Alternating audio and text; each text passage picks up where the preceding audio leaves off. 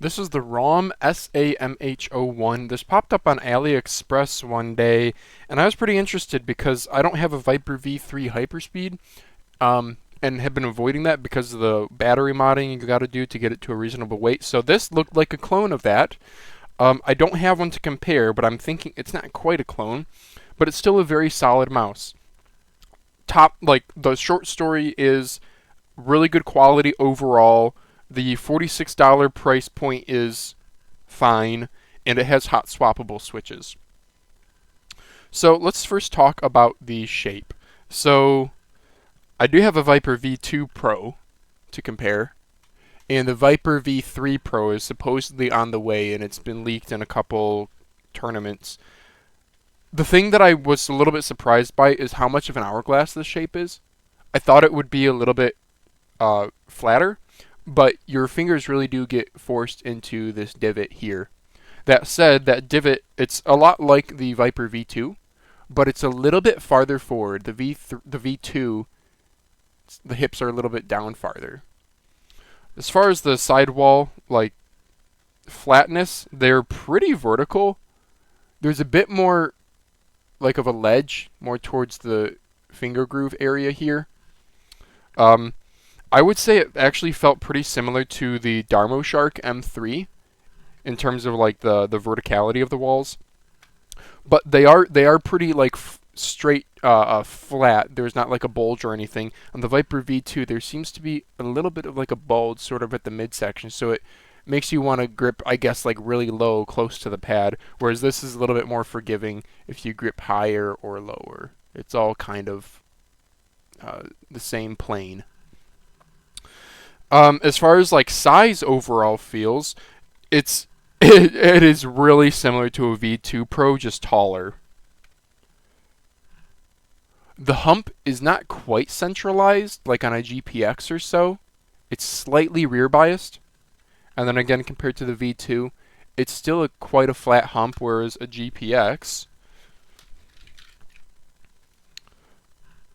the hump comes to a little bit more of a point. The ROM is a little bit more squished down. As far as like compared to the GPX and hand feel, it definitely feels more narrow because of the tapering. Height feels very similar, though it does force me to grip a little bit farther forward just because of where that divot is. Yeah, otherwise they both feel like solid large mice. The comfort grooves in the buttons are not super noticeable, but they're there. Where I grip, which is kind of near the scroll wheel, they feel pretty flat. Let's go on to the buttons. So the buttons are overall pretty solid. Mouse 1 and Mouse 2, for being hot swappable, these are pretty good. It's not as perfect as other mice in my opinion. This comes stock with Huano blue shell pink dots. So does my Wise Owl Cloud. And the Cloud feels a bit more crisp, and there's less pre and post travel. Particularly post travel on the ROM. There's a little bit of post travel. I think it's as a result of the triggers actually, the plastic flexing a little bit.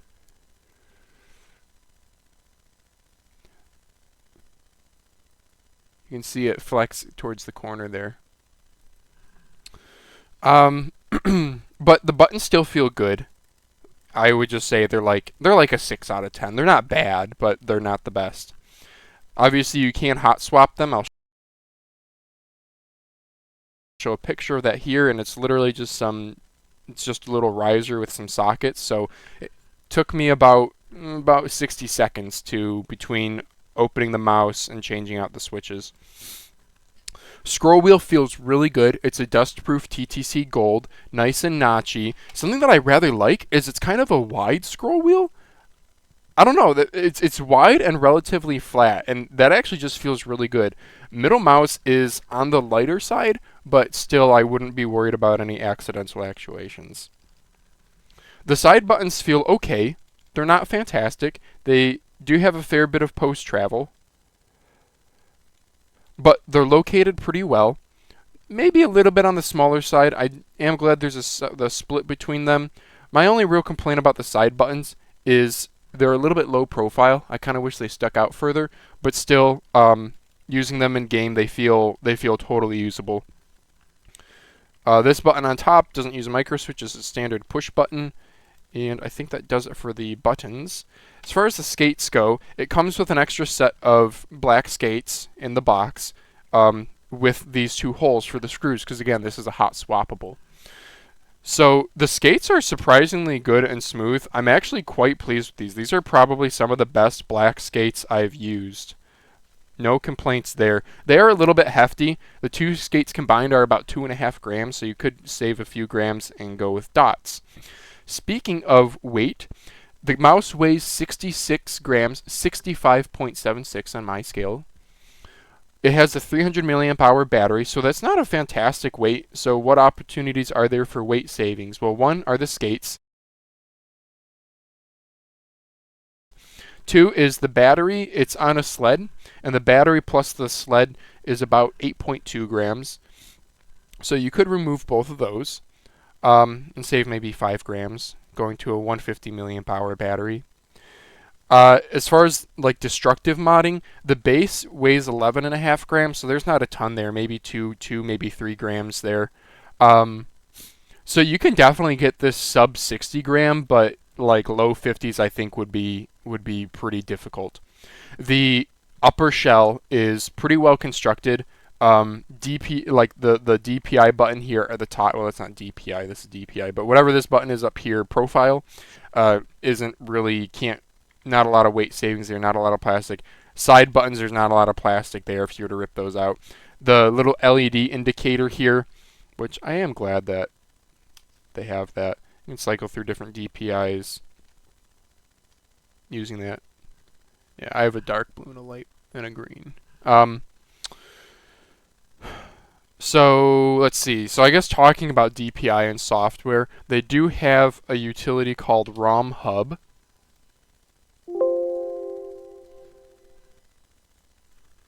And it's Chinese, but yeah, you can figure it out. You can make a new profile here. You can change the color. Default polling rate was at 500 hertz, and the one downside of this mouse is there is DPI variation, I guess. I noticed about 10%. So I usually play at a 40 centimeter 360, 1600 DPI. It was at about a 36 centimeter 360. So I lowered that by 100 DPI. You can do 50 DPI increments on this.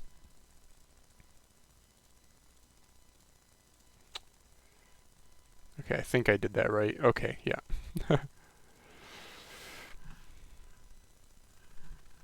What else on the mouse? The coating. It is a kind of a very, very fine powdery, a lot like the GPX. It's not as coarse as like the Viper V2. I've glossified mine. I would say it's a little bit more powdery than the Lamzu Thorn. My Wise Owl Cloud is definitely grippier. The Wise Owl actually feels like it has a true coating. It's not just a plastic surface finish. But this, if you have dry hands like me, it is a bit slippery. I'm probably going to polish this up.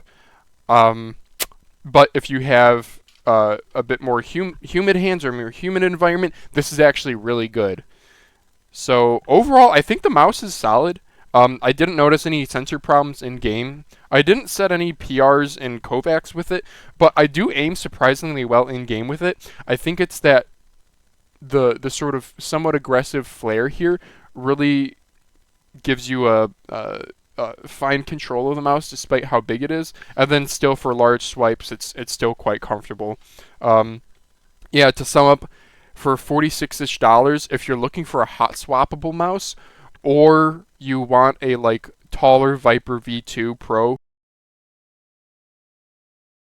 feel, this is a really solid option.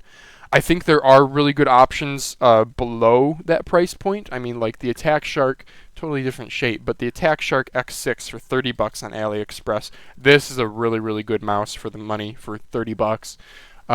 But unique shape for this guy and hot swappable switches, so you can try out a whole bunch of and see what you like the most.